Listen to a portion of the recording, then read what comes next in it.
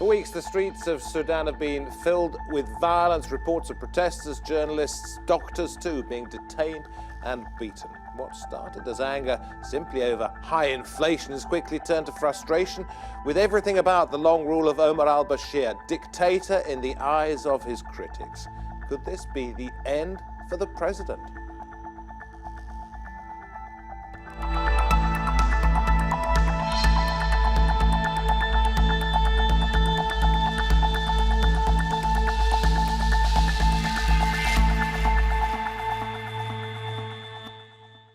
Good to have you with us. You're watching Roundtable with me, David Foster. Omar Al-Bashir could be facing the greatest threat to his long rule, not from America or armed rebels, but from, among others, Sudan's doctors. They have been, along with millions across the country, at the forefront of protests, towns, cities, villages. And the Bashir regime has done what some time ago would have been unthinkable. It has tried to soften its approach.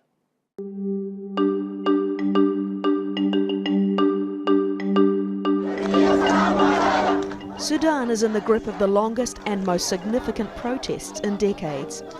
President Omar Al-Bashir seized power in a 1989 military coup and is wanted by the International Criminal Court for committing crimes against humanity in Darfur. But it was the government's decision to triple the price of bread in December which saw protests escalate into nationwide rallies against ongoing economic hardship. Officials report 30 have died in the violence since then, but human rights activists say it's much higher. Al-Bashir took a new conciliatory approach to calm protesters by announcing new investments and abolition of taxes. Despite calls for him to resign, Al-Bashir has remained defiant. Could this be the end of his regime, or will his new strategy keep him in power? Okay, let's get talking. Joining us today, pleased to say, we have at the round table Dr. Allam Ahmed, Director of the Middle Eastern Knowledge Economy Institute. Abobaker Adam is here, Chair of the Sudanese Lawyers and Law Practitioners. And Amjed Farid, a doctor and a Sudanese political activist. Let me come to you first of all, if I may, Allam, because you were in Sudan until last month. Yes. What is going to persuade Bashir to stand down? Thank you, David. That's a very difficult question. I don't think there is anything going to persuade him to stand down, because all the indicators now indicate that he's, I sorry to use this example, but I think he's more like a rat in a cage. He wants to get out, but he can't, because everything is closed in front of him. He knew that every country, every family, every Sudanese, young, old, they don't like him, they don't want him. And it's important to have these two ways, like him and want him. They don't like him, they don't want him to be the president. He knew for sure all the neighboring countries, they are just dealing with him now for their own, if you like, country-specific benefit, like Saudi Arabia. Yeah.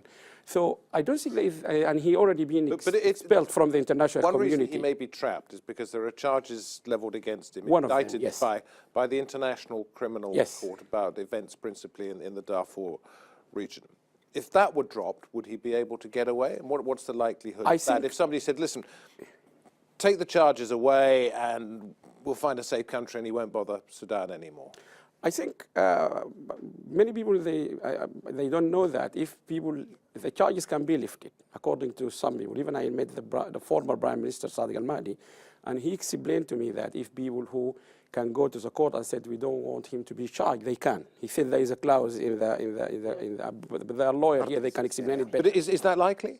It's unlikely because it's Article 16, which they could drop the charges for 12 months and they could renew it whenever. But the problem is, it's not. This is not for say Sadiq Al-Mahdi or any other politician.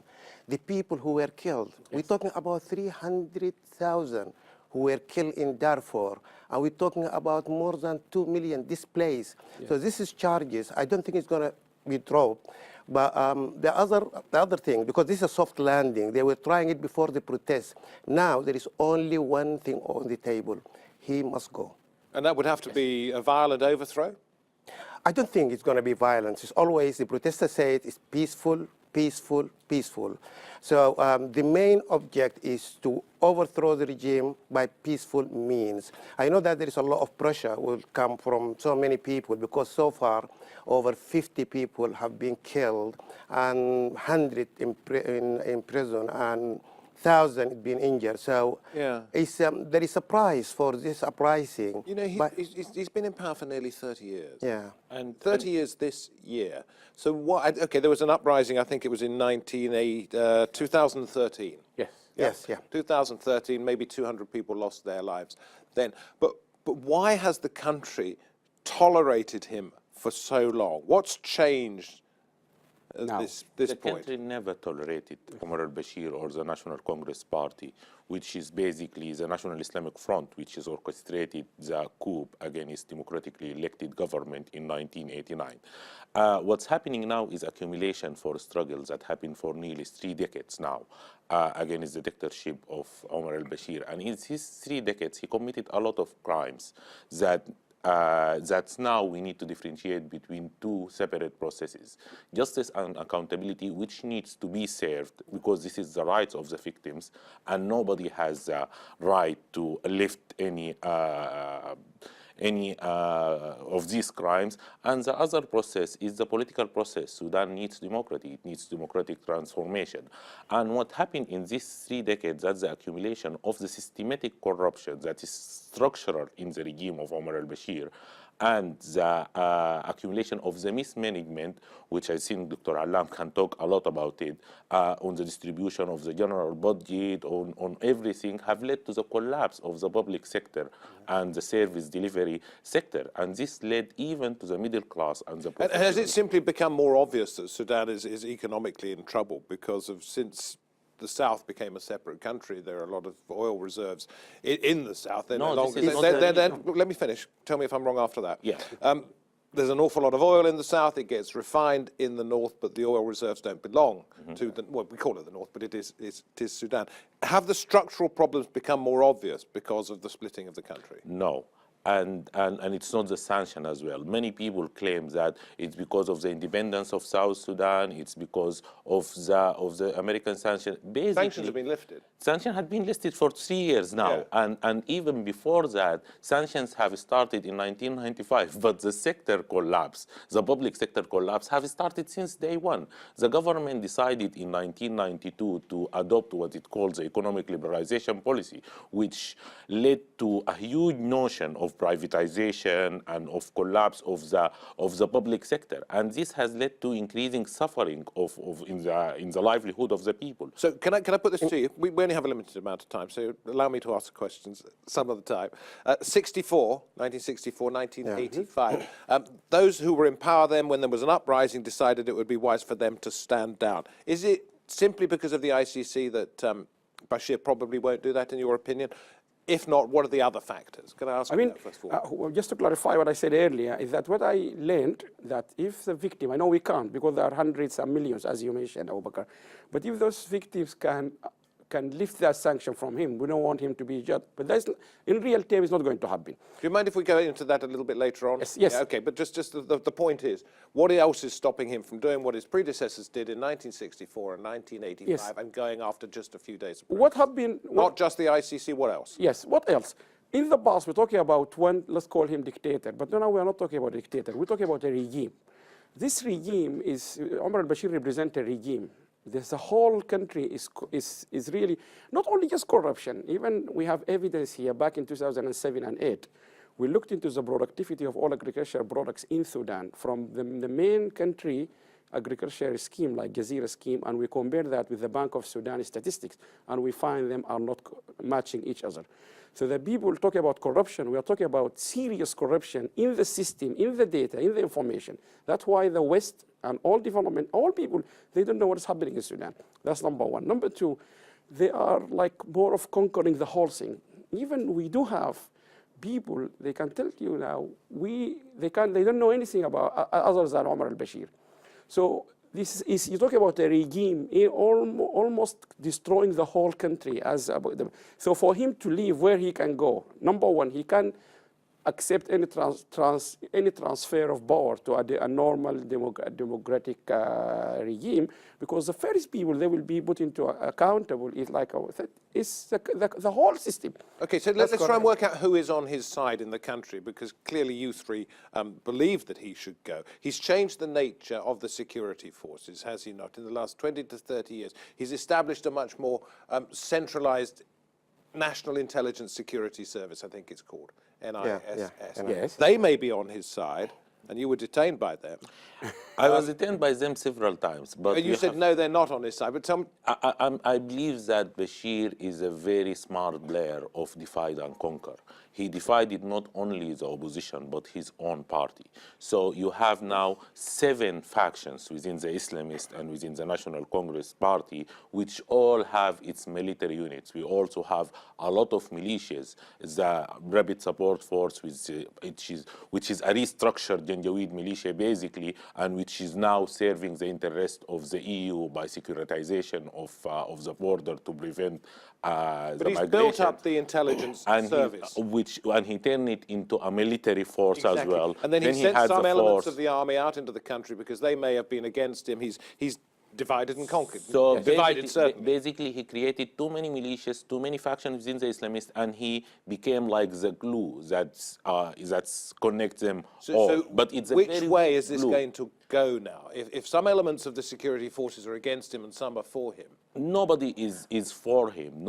Every one of them wants the a lot of what we call the top brass in the army. They want to keep their privilege. They want to keep their privilege, and Bashir now is the only thing that keeps their privilege the same. But if any of them was maybe ambitious enough to make a coup against Bashir, he will unify the rest of the 6 factions against coup. Yeah, I think this is going to happen, actually. Let me ask you, Abobaker, in terms of the militias, the established security forces, is there going to be a fracturing of support for Bashir, or can he rely on particular groups to back him? Just to go back to your main question, the difference between 1964 and now is just explained by the security, because the nature of the security forces now is quite different. And one of Sudanese academics said it's called security, which is these security forces is spread all over the community.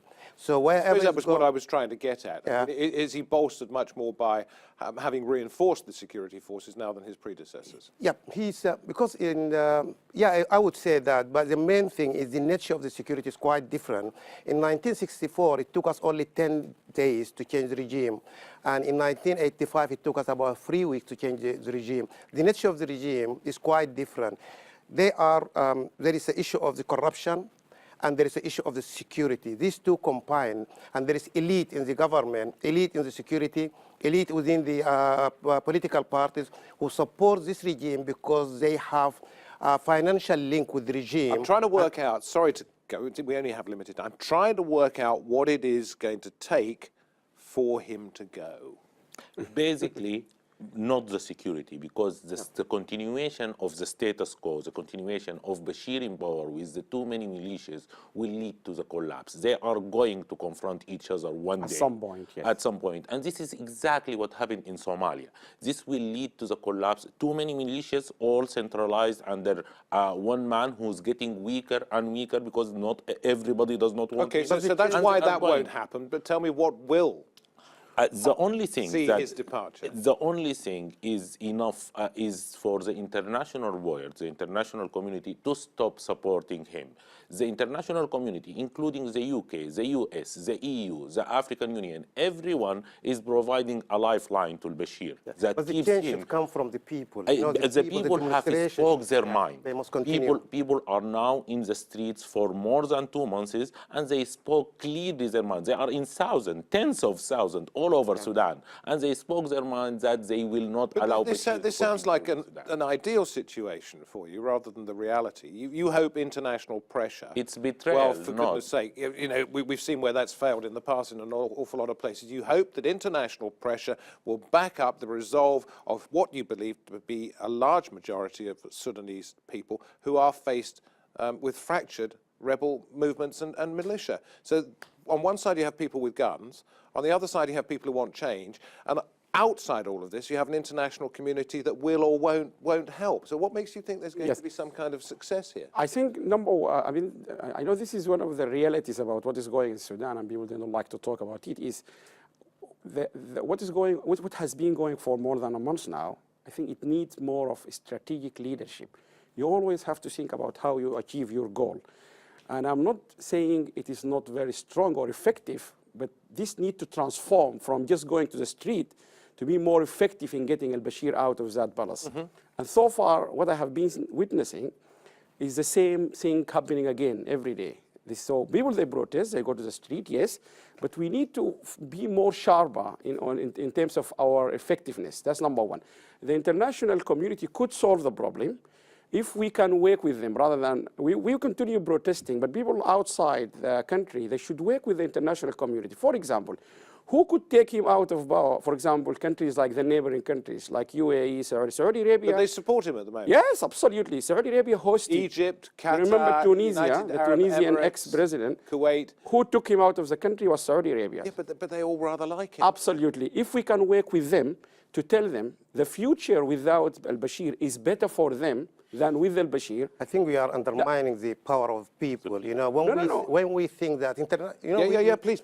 Yeah, we give a lot of weight for the international community, but I think the will of the people and the leadership inside, I think they are planning very well. What they need is when we change, if there is any transitional justice, at that point there is a lot of things could be worked. But at this point, the way the demonstration has been managed, I think is working very well.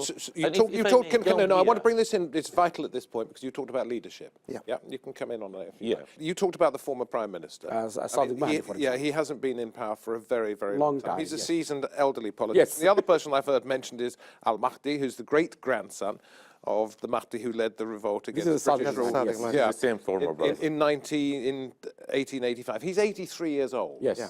Where is the real leadership? There is a coalition now that's leading this, which called the Sudanese Professional Association, which basically composed of young professionals. Yes. And this Sudanese Professional Association have proposed what's called the Change and Freedom Declaration on the eve of the beginning of this year. And part of this is what I mentioned earlier, the doctors. Yes? Not only the doctors, but the doctors, engineers, lawyers, journalists. There are many trade unions, legal and democratically elected trade unions, that have actually proposed something that has a clear outlines of transition, and the political parties have agreed to it. The two big alliances of opposition in Sudan have signed this. Sudan Call and the National Consensus Forces have signed to this. So there is a unified leadership for Sudan, and with clear outline for the transition, and inclusive transitions that include everyone and maintain a peaceful transition of power. Can I ask you this question, please? I want to ask you a question. Talking about countries that support him. Yes. Qatar and the United Arab Emirates have a massive disagreement at the moment. Yes. But they both still support Bashir staying in power. What is it about him that they want to preserve? What is it they're frightened of as an alternative? There's many things you can get frightened from Bashir goes, and I'm being very open with you. Number one, terrorism. Terrorism is quite a serious issue, and Sudan played a critical role in terrorism in the past. Don't forget, Sudan, when they hosted the most wanted man for 6 years. Are you saying that because of the the question was, what other neighboring countries are frightened of not to if Bashir goes, right? Yeah. Yes. One of the things could inflame in that region, Sudan's strategic position when it comes to terrorism, which is a serious issue for the whole globe. That's why the West is supporting him. We don't know. Anyone commentator cannot tell you what will happen if the transition is really peaceful. If suddenly we become into a war, like Somalia and others, We don't know. No one so can there might be a fragmented... And this is the basic things that will happen. Bashir is not Zati Alam. I beg to differ. Bashir is easy and keep to be proud. And this is because of the ICC and the many things that he has. So the international community is taking him hostage, and he is taking the Sudanese people hostage to his safety. I disagree. So basically, we don't want international... Do you know, the one thing I don't like in this program, and I know I do it as well, as I'm terribly sorry about that, is people talking over other people. Yeah. So if you want to say something, please feel free to do so, because the stream of consciousness we're getting from this chair could last 40 minutes. Yeah. What was it? I disagree with this approach when you say that President Al-Bashir will prevent terrorism. That is just a wrong approach, because this regime is Islamist, and what they do is the Qatar and the other Arab countries who deal with them because they have got ideological agenda, and the terrorism mainly from Islamists. So if Al-Bashir goes and we made a new regime, democratic regime, at that point, only at that point, we can prevent terrorism. But by saying that, okay, that was some of the Westerners saying. May I ask a question here? Yes. Which is, if you go back about 10, 12, 15 years to the Civil War, if you go back to what was happening in Darfur, for which Bashir has been largely blamed, what is to prevent there being further problems and fragmentation of a country and the persecution of the Darfuris, for example, again, if Bashir goes? What's to prevent that? I mean, just in a minute. But just that's what. No, please don't. The question was. I want to answer your point first. I agree totally. Yes. Yeah. There is nothing will prevent him. And the reason why I'm saying this, Al-Bashir, when he came to power, he militarized lots of civilians. They are being counted by 150,000. Those are spread all over Sudan, in towns and villages. They have guns. They are well trained to go to the street. Okay, so what's to prevent a massacre in Darfur or another part of Sudan happening? If we take Al-Bashir out, you mean? Unless we can take Al-Bashir peacefully, number one, or with any common consensus, so people will, any consensus where he will peacefully find a way out of the country. And I thought we agreed at the beginning that he wasn't going to go peacefully. He's not going to go peacefully. No. That's why I'm saying it's so very therefore difficult. Conflict is inevitable. The reason why it is difficult to predict, I'm not saying I can't answer, it is very difficult to predict, because you're talking about a dictator. He's evil. He's being seen by everyone as an evil person. He can do anything. He doesn't stop short. He got almost 300,000 of people who can use guns and they are well trained. So let me ask you, since you won't answer that particular point, it's difficult to answer. Prevent another civil war, another massacre of people like the Darfuris happening again if Bashir goes? Political conscience. So now with this movement and protest, there is a new political discourse. People speaking differently, and you see people chanting in Adbara saying we are all Darfur. So the idea is now the way people looking at the future of Sudan is quite different than before. Why I think, the fear factor, which is some people play with, say, okay, this was going to happen. I can assure you that the leadership of these Islamists, the leadership of the security forces are Islamists. But most of the people will change side. When the time comes, when we push toward change, and I'm quite sure our leader inside Sudan, they understand fully what they are dealing with. That's why they haven't called us yet, all cities to start protesting. So there is a plan, very, very clever plan, and when the time comes, I will for sure you don't really know, you're just hoping. No, I'm not hoping. I know I can foresee it happening, because when the time comes, a lot of people will shift side, because what they're waiting for, just to testing the will of the people. So naivety I'm or not reality? going to, a practical answer to your question. So basically, all the rebel movements, all the three big Darfuri movement, SPLM, North, which is the other rebel movement, all the rebel movements are part of this alliance that's for freedom and change, that want to change Bashir now, that are orchestrating. Do they want to change it for the good of the whole country or for their own interests? Their own interest is the good of the whole country, because these rebel movements were always talking about democratization of Sudan that include everyone. They are not demanding something for themselves. They're demanding equality. How long is it going to take? Of We have rule 1 of minute law. to go. how long it's going to take, as long as it's going to take. People are now sustained their protest in the street for 2 months, and they are willing to go more. Yeah. And they are being very proud and very punctual to the schedule of the protest. So basically, people are now having the NCP rule, this government, Omar Al-Bashir regime, as the enemy. This time next year, will he be gone? It depends. He can be gone tomorrow. He could be gone weeks or months. The reason I'm saying that, because unless we have an effective leadership on this protest on the street, this is a fight. You are fighting people on the street with guns.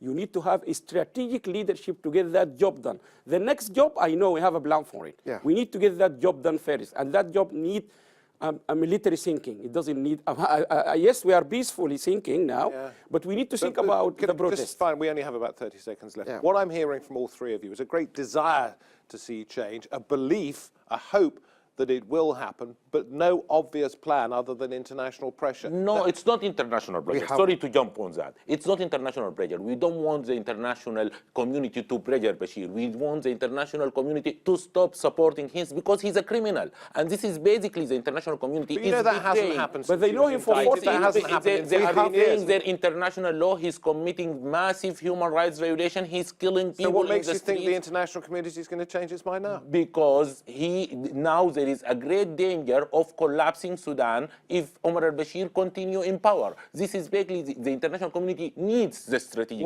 thinking. I'm terribly sorry. Listen, you can continue this conversation, as undoubtedly you will, in the kitchen with a cup of tea in just a moment, what we rather grandly call the green room. Thank you very much for coming in. I'm sorry I have to sort of keep cutting people off. We've finished. Stay where you are. Stay where you are for a moment. Thank you very much for watching. Bye-bye.